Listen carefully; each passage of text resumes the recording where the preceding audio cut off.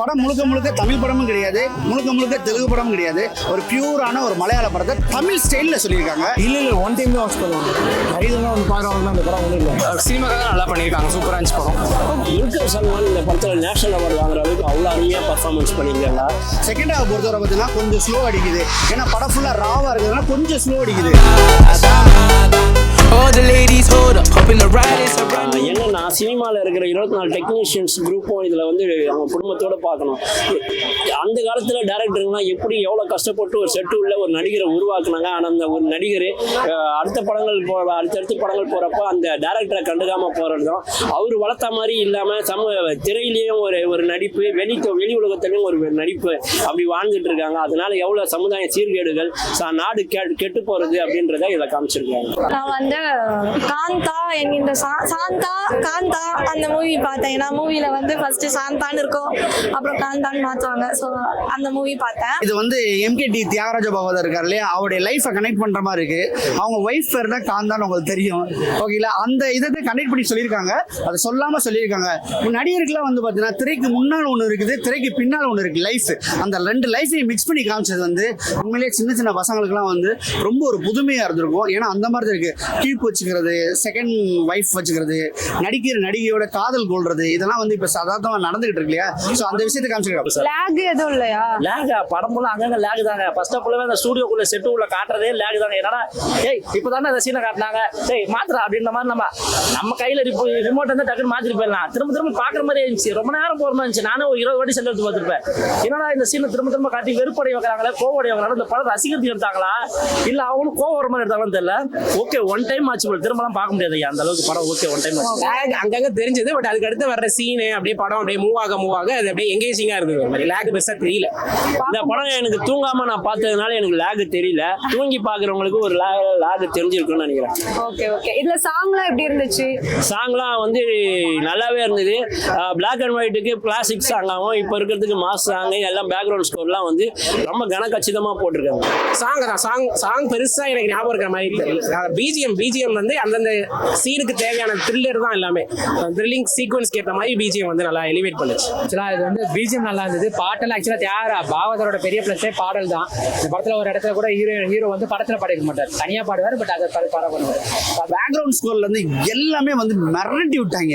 இல்லை எனக்கு எல்லாத்துலையும் படத்தில் வந்து கதைன்னு சொல்ல போனால் பெருசாக ஒன்றும் இல்லைங்க. ஏன்னா இந்த கதைகள் ஆல்ரெடி வேற படத்தில் கொஞ்சம் பண்ணியிருப்போம். சினிமா தாண்டா அப்படின்னு இசைன்னு ஒரு படத்தில் நம்ம எஸ் சூர்யாலாம் சில விஷயங்கள் அவங்க கஷ்டப்பட்டு வந்தது எல்லாமே காட்டியிருப்போம். அது இல்லாமல் ஈகோன்ற ஒரு விஷயம் எல்லாத்துக்குள்ளேயுமே இருக்கு. இப்போ நான் கூட உங்ககிட்ட பேசுறேன், ஏதோ ஒரு விஷயம்னா உங்ககிட்ட முறைச்சிப்பல நீங்க அந்த மாதிரி தான் போகும். அதை வந்து திரும்ப பார்க்கும்போது வெறுப்பாக மாதிரி தான் இருந்துச்சு. அது இல்லாமல் நடிச்சு எல்லாருமே ரொம்ப சூப்பராக பண்ணியிருந்தாங்க. ஹீரோலாம் உண்மை துல்கர்லாம் என்னடா ஒரு மலையாள ஹீரோ வந்து இந்த அளவுக்கு தமிழ்ல கலக்கி எடுக்கிறான்ற மாதிரி தான் ரொம்ப கோவமா பொறாமையாக இருந்துச்சு. பட் துல்கர் சல்மான் சாரோட ஆக்டிங் வந்து வேற லெவல் ஆக்டிங்னு சொல்ல முடியாது. அவர் வந்து அந்த கேரக்டரோடய வாழ்ந்தாரு. சமுத்திரகனி சாரும் வந்து அந்த காலத்துல டேரக்டர்ஸ்லாம் எப்படி இருப்பாங்க அதே மாதிரியே கொண்டு வந்தாங்க. அண்ட் ஈவன் ஆர்ட் டைரக்ஷன், அந்த பேக் டிராப்ஸா இருக்கட்டும், அது எல்லாமே சூப்பரா இருந்துச்சு. ஏன்னா அந்த காலத்துல ஒரு ஷூட்டிங் நடக்குது அப்படின்னா அது அப்படியே கொண்டு வரணும். இப்ப மகாநதியில கூட ஓரளவு அந்த பீரியட் தான். ஏன்னா அது பிளாக் அண்ட் ஒயிட்ல வராது, black and white to colour வரும். இது வந்து full and full black and ஒயிட்ல தான் எடுக்கணும் அப்படிங்கறனால அந்த காலத்து ஃபோக்கஸ் லைட்டு, அதுக்கப்புறம் அந்த பேனிங், அந்த மிஷின்ஸ், அது எல்லாமே சூப்பரா இருந்துச்சு. ஈவன் இந்த எடிட்டிங் பார்ட், அந்த டேப்ஸ் எல்லாம் கட் பண்ணுவாங்க, அது அந்த சீன்ஸ் எல்லாமே சூப்பரா இருந்துச்சு. அவருக்கு வந்து இது ஒரு சேலஞ்சிங்கான ரோலா இருந்திருக்கும். ஏன்னா ஒரு ஆக்டரா பெர்ஃபார்ம் பண்ணணும், ஒரு படத்தை ஒரு கேரக்டரா பண்ணணும், அது கஷ்டம். ஏன்னா நடிக்கணும்னு வரும்போது எங்கேயும் நடிக்கணும் அங்கேயும் நடிக்கணும். ஸோ அது அந்த ரோலை செமையா பண்ணியிருக்காரு. அதுக்கு ஈக்குவலா சமுத்திரகனி அவரும் நல்லா பண்ணியிருக்காரு. ஸோ ஆக்டிங்கான சேலஞ்சா தான் அந்த படத்தை பார்த்துருப்பாங்க. நான் தான் சொன்னேன், காமன் ஆடியன்ஸ் அந்த படம் பார்த்தாங்கன்னா பெருசா ஒர்க் அவுட் ஆகாது. இந்த சினிஃபிலிஸா இருக்கிறவங்க, இந்த மூவி சம்மந்தப்பட்டவங்க, இவங்களுக்குலாம் இந்த படம் ரொம்ப பிடிக்கும். ஆர்ட் மூவிஸா பாக்குறவங்களுக்குலாம் இந்த படம் பிடிக்கும். அதுக்காக மேபி ஒரு சேலஞ்சா எடுத்து பண்ணியிருப்பாரு. என்ன கதையை கொண்டு வந்திருக்காங்க? என்கேடியோட கதைக்குள்ள ஆரம்பிச்சு எம்ஜிஆர் ஜெயலலிதாக்குள்ள டிராவல் ஆகி கடைசியா எம்ஆர் ராதா எம்ஜிஆரோட அந்த சுட்டு அந்த விஷயங்கள் எல்லாம் கொண்டு வந்து முடிச்சிருக்காங்க. நல்ல ஒரு பெரிய ஆக்டர் அதுக்குள்ள போட்டு அந்த கதையை வந்து வேஸ்டா டைம் ஒரு கமர்ஷியலா கொஞ்சம் ட்ரை பண்ணிருக்கலாம். ஏன்னா இப்ப இருக்கிற ஆடியன்ஸ்ல என்ன கமர்ஷியலா கொஞ்சம்னா ஒரு 2 குத்துப்பாட்டு, அட்லீஸ்ட் கொஞ்சம் காமெடி, ஏதோ கொஞ்சம் மசாலா மாதிரி கலந்தாதான் நல்லா இருக்கும். இப்ப நம்ம டக்குன்னு டெய்லி பழைய சோறு சாப்பிட முடியுமா? இப்பெல்லாம் காலகட்டத்தில் மாதிரி போய் இட்லிக்கே சிக்கன் குழம்பு மட்டன் குழம்பு வச்சுட்டு இருக்கும்போது இதே திரும்ப பார்க்கணும். அதை தான் வெறுப்பாக மாதிரி இருந்துச்சு. ஓகே ஒன் டைம் ஆச்சு போல, இப்போ நாளைக்கெல்லாம் வரமாட்டேன், சும்மா கூட வர மாட்டேன், போய் வேற படத்துக்கு இந்த படத்துடைய பிளாட்டே என்னன்னு கேட்டீங்கன்னா, ஒரு டேரக்டரும் சின்ன இதுல இருந்து டேரக்டர் வந்து வளர்த்து விட்ட ஒரு நடிகனும் ரெண்டு பேருக்கு ஈகோ வந்துருது. நடிகன் டேரக்டர் சொல்றா நான் தான் ஏன் படம் அப்படிங்கிற, நீ எனக்காண்டி நீ கதையை மாத்து, அதை மாத்து, இதை மாத்து, நீ இப்போ உள்ள ஹீரோக்கள்லாம் பண்றாங்க இல்ல, அந்த சேட்டையை வந்து அவர் பண்றாரு. துல்கர் சர்மா நடிப்பு சூப்பராக இருக்கு. அதே மாதிரி சமுத்திரக்கனி அவர் எல்லா படத்துலையும் கொஞ்சம் ஒரே மாதிரி தான் நடிச்சிருக்காரு. ஆனால் இந்த படத்தில் அப்படியே டேரக்டர் வந்து வேற மாதிரி வேலை வாங்கியிருக்காரு அவர்கிட்ட. ஸோ நல்லாவே வந்து பண்ணியிருக்காங்க.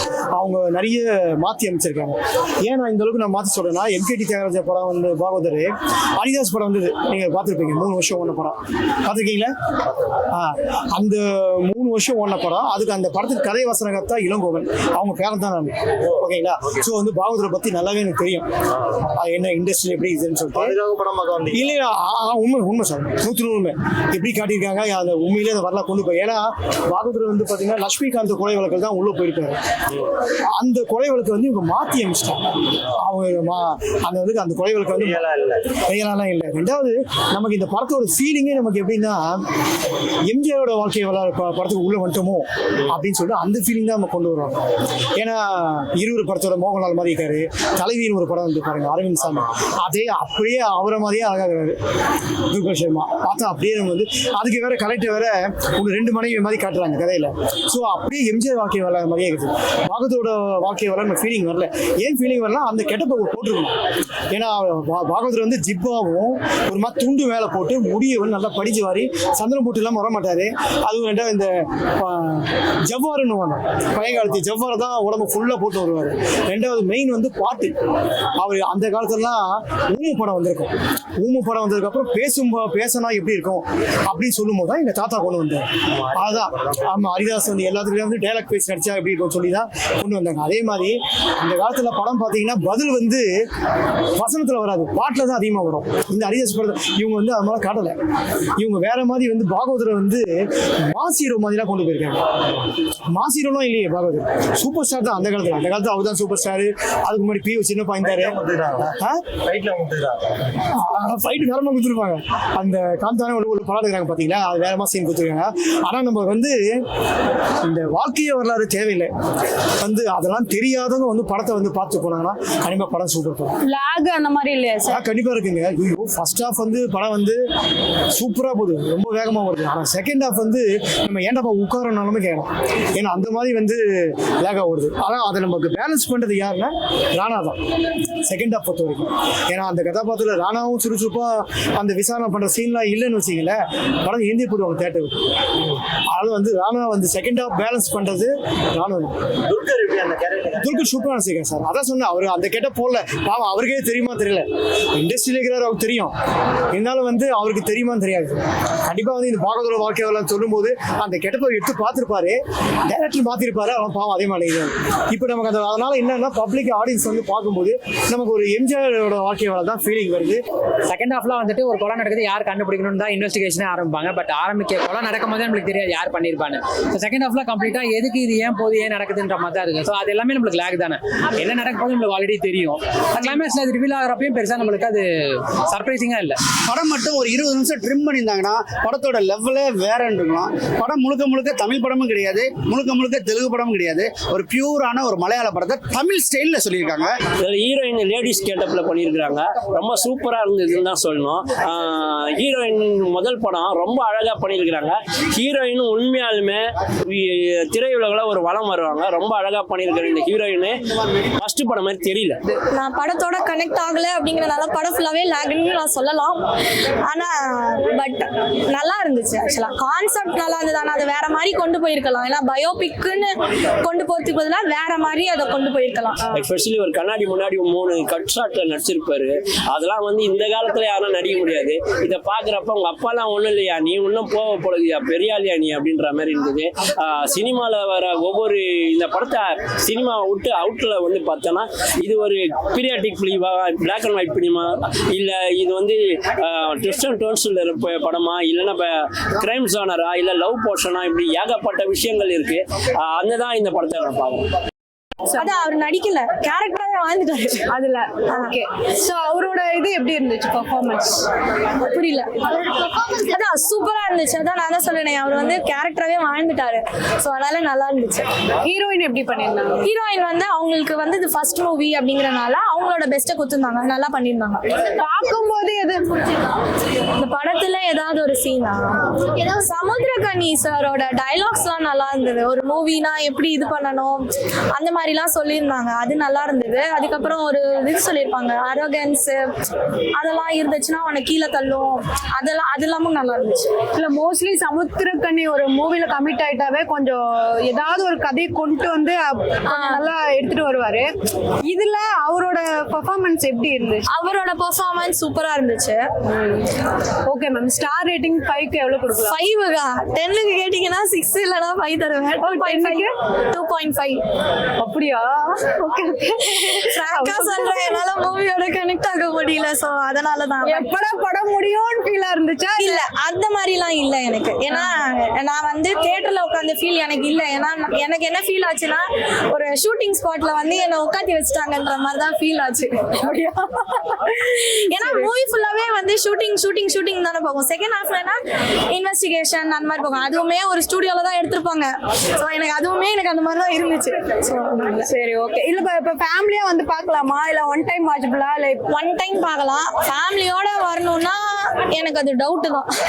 ஏன்னா அந்த அர்த்தத்துல நான் சொல்லல, மூவி கனெக்ட் ஆகுமான்னு எனக்கு தெரியல.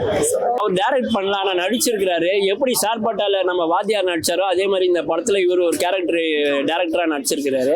இது வந்து ரொம்ப போற்றத்தக்க வேண்டிய விஷயம். கண்டிப்பா இந்த படத்துக்கு இந்த படம் ரொம்ப பேசப்பட்டதுன்னா தமிழ் திரையுலகிலையும் சரி, நம்ம டோட்டல் வட்டாரங்கள்லயும் இவர் பெரிய அவார்டை சந்திப்பாருன்னு நினைக்கிறேன்.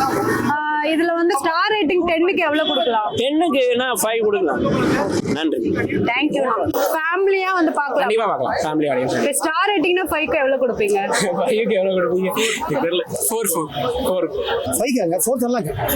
ஓகே, ஸ்டார் ரேட்டிங்னா 5க்கு எவ்வளவு கொடுக்கலாம்? 5க்கு ஒரு 1.5 மார்க் கொடுக்கலாம் சார். எதுக்காக அந்த 1.5 மார்க்னா, அவங்க எல்லாம் நடிச்சதுக்கு, அவங்க நடிப்பு எல்லாமே ரொம்ப கியூட்டா இருந்தது.